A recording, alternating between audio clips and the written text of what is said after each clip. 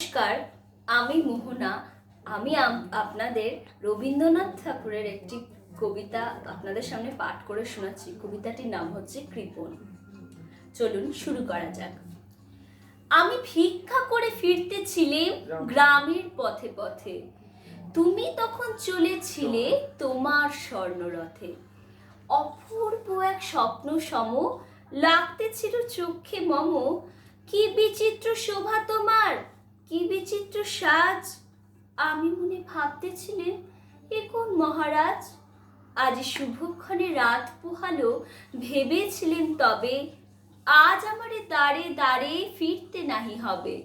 বাহির হতে নাহি হতে কাহার দেখা পেলেন পথে, চলিতে রথ ধনধান্য ছড়াবে দুই ধারে। মুঠা মুঠা কুড়িয়ে নেব ভারে ভারে।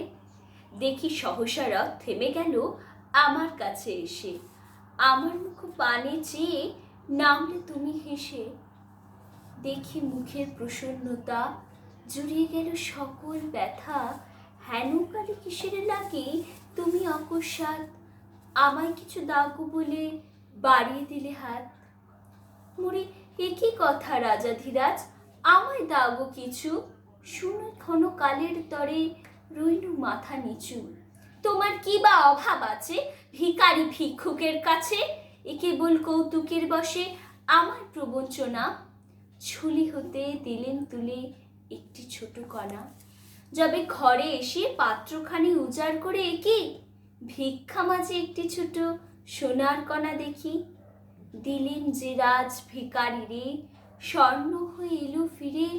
তখন কাঁদি চোখের জলে দুটি নয়ন ভরে। তোমায় কেন দিইনি আমার সকল শূন্য করে। ধন্যবাদ সকলকে।